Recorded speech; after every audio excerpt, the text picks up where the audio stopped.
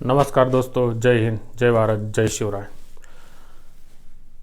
आज हम ऐसी वीरांगना के बारे में बात करने वाले हैं जिस वीरांगना ने शाहजहां के कई सैनिकों को हराया।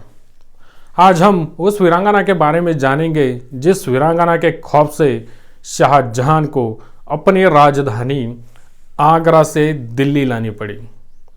आज हम उस वीरांगना के बारे में जानेंगे जिस वीरांगना ने शाहजहां के कई सैनिकों के नाक काटकर शाहजहां को भेजे। वीरांगना का नाम है गढ़वाल की रानी कर्णावती। उत्तराखंड का राज्य था गढ़वाल। उस राज्य में शासन करते थे महिपत शाह, पर महिपत शाह की आकस्मिक मृत्यु हो गई थी। उसके बाद उनका 7 साल का बेटा गद्दी पर बैठता था, पर शासन करती थी उनकी मां रानी कर्णावती। साल था 1630 के आसपास का। तब हिंदुस्तान में दिल्ली में शाहजहां की ताजपोशी हो चुकी थी। मुगलों ने दक्षिण भारत काबिज कर लिया था और उन्हें हिमालय भी काबिज करना था। उन्होंने जम्मू में, कश्मीर में अपनी सत्ता प्रस्थापित कर दी थी। अब उन्हें उत्तराखंड में भी अपनी सत्ता प्रस्थापित करनी थी। और शाहजहां को यह भी पता था कि गढ़वाल की राजधानी श्रीनगर में सोने की बहुत सारी खदानें हैं और गढ़वाल पर यानी कि उत्तराखंड पर सत्ता प्रस्थापित करने हेतु शाहजहां ने अपना सरदार नजाबत खान के पास बहुत बड़ी सेना देकर गढ़वाल पर भेजा। वहां पर रानी कर्णावती को भी इस आक्रमण के बारे में सूचना मिल चुकी थी। तब रानी कर्णावती ने अपने सलाहकारों से एक गुप्त नियोजन बना लिया था। नजाबत खान हरिद्वार पहुंच चुका था और वहां से वह चट्टी घाटी और दून घाटी को काबिज कर चुका था। आज उसे लक्ष्मण झूला भी कहा जाता था। वहां पर नजाबत खान पहुंच चुका था। तब रानी कर्णावती ने अपने सैनिकों को आदेश दिया था कि नजाबत खान का कोई भी विरोध नहीं करेगा। उसके बाद रानी कर्णावती ने अपना दूत नजाबत खान के पास भेजा और उस दूत के पास एक समर्पण पत्र भी भेजा। क्या था वह समर्पण पत्र? दूत नजाबत खान के पास पहुंचा और दूत ने कहा कि हम आपसे हमारी राज्य की सलामती चाहते हैं, इसलिए रानी ने आपके लिए समर्पण पत्र भेजा है। तो उस समर्पण पत्र में यह लिखा था कि यह देवों की भूमि है, हम शांति प्रिय लोग हैं, हम धार्मिक लोग हैं, हम आध्यात्मिक लोग हैं। इस घाटी ने कभी भी खून खराबा नहीं देखा है। हम अपने राज्य की सलामती के लिए आत्मसमर्पण करना चाहते हैं और हम आपको आत्मसमर्पण स्वरूप 10 लाख रुपए भी देंगे और हम आत्मसमर्पण करके हम आपको आपके हवाले कर देंगे ताकि हमारे लोगों की जान बच सके। नजाबत खान इतनी आसान जीत मिलने के कारण बहुत खुश हो चुका था। साथ रानी ने बहुत सारा खाना और सोने जवाहरात भेजे थे कि यह सोने और जवाहरात आप आत्मसमर्पण स्वरूप स्वीकार कर लीजिए और आपकी मांगे पूरी करने के लिए हमें 10-15 दिन की मोहलत दे दीजिए।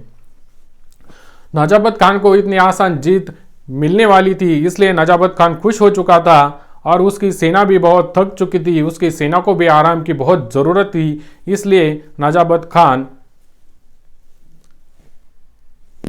संधि के लिए मान गया।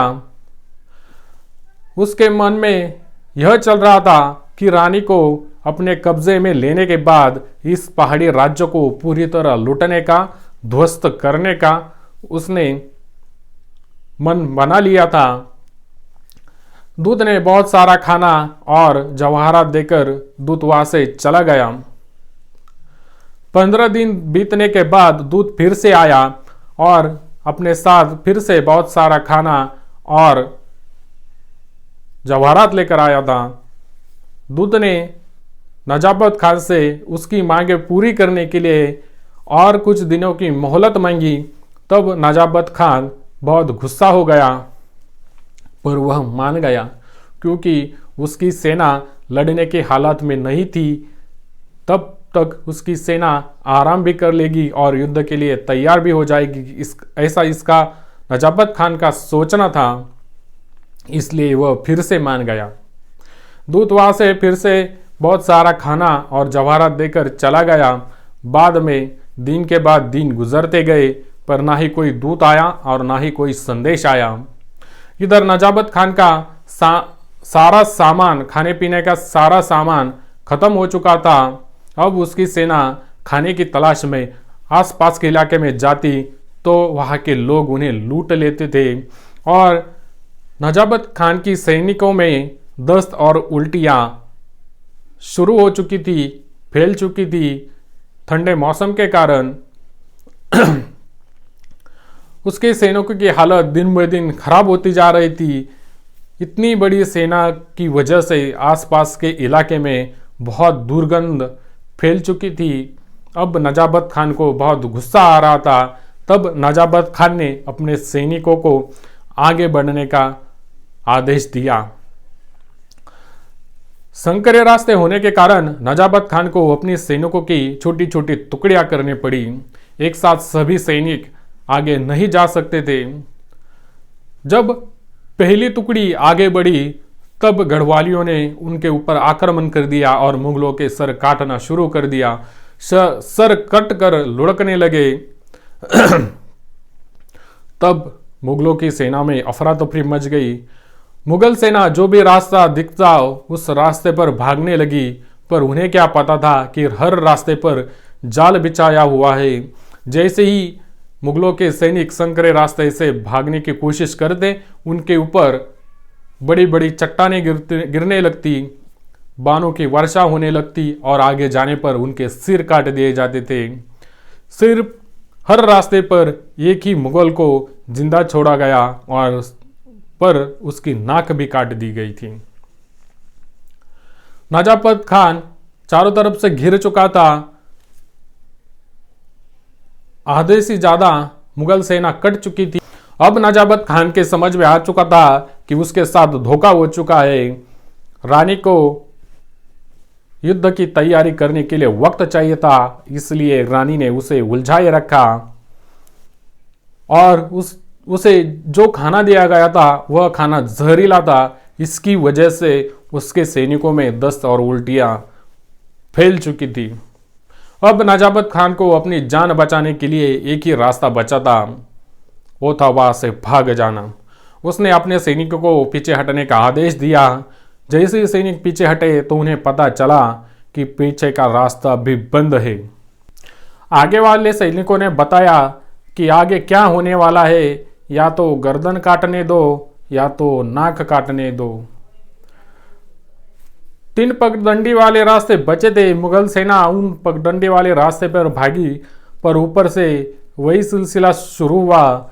चट्टानें गिरने लगी, बाणों की वर्षा होने लगी। आगे जाने पर या तो नाक काटने दो या फिर सर कलम किया जाता।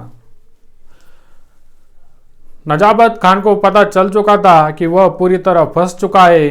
अब जान बचाने के लिए एक ही विकल्प बचा है, वो था शरणागति स्वीकारना, आत्मसमर्पण करना।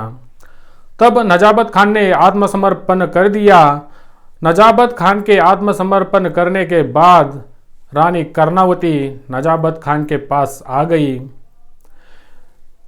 उन्होंने शाहजहां के लिए एक खत लिखा था। वह खत एक थैली में डाला था और वह थैली एक सैनिक ने नजाबत खान के गले में लटका दी थी। तभी एक सैनिक ने रानी कर्णावती को तलवार लाकर दी। नजाबत खान कुछ समझ पाता उससे पहले उसकी नाक कटकर जमीन पर गिर गई। एक सैनिक ने वह नाक उठाकर उस थैली में डाल दी। सिर्फ 20 सैनिकों को छोड़कर सभी मुगल सैनिकों को मार दिया गया और जो बाकी 20 बचे थे उनकी नाक काटकर उस थैली में डाल दी। सिर्फ एक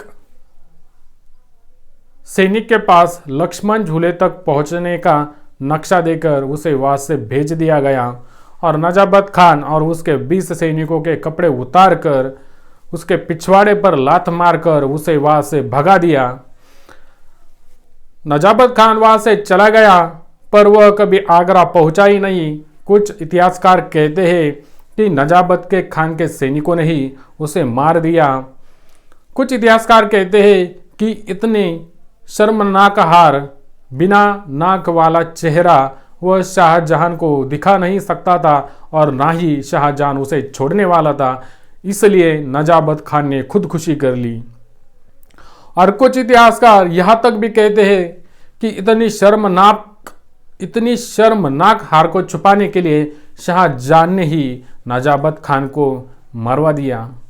नजाबत खान आगरा पहुंचे या ना पहुंचे, पर एक थैली शाहजहां के पास पहुंच चुकी थी जिसमें 21 कटी हुई नाकें थी और उसमें रानी का एक पत्र भी था। क्या था वो पत्र? उस पत्र में रानी ने लिखा था कि हम तुम्हारे हरम का रास्ता भी जानते हैं और तुम्हारे नाक का माप भी जानते हैं।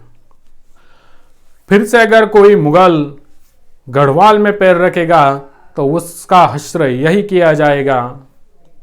बाद में शाहजहां ने चोरी छुपे कई आक्रमण गढ़वाल पर किए, पर सभी अपनी नाक कटवाकर वापस आ गए। बाद में आरिज खान की हालत भी नजाबत खान की तरह हुई। तब शाहजहां ने अपनी राजधानी आगरा से दिल्ली कर ली और दिल्ली जाकर शाहजहां वहां पर एक किले में रहने लगा क्योंकि उसको उसकी जान की फिक्र थी। बाद में शाहजहां के पुत्र आलमगीर औरंगजेब ने भी गढ़वाल पर कई बार आक्रमण किए, पर औरंगजेब को भी उसी के पिता की तरह उपहार मिले। ऐसी थी हमारी वीरांगना कर्णावती, जिन्होंने महान शाहजहां की इस तरह नाक काटी। तलवार से नाक नहीं काटी, फिर भी इस तरह परास्त किया कि उसकी नाक कट गई। स्थिति हमारी वीरांगना रानी कर्णावती, जिनका इतिहास हमसे छुपाया गया। ऐसे ही वीरांगनाओं के बारे में जानने के लिए हमारे चैनल को लाइक करिए, शेयर करिए और सब्सक्राइब कीजिए। जय हिंद, जय भारत, जय शिवराय।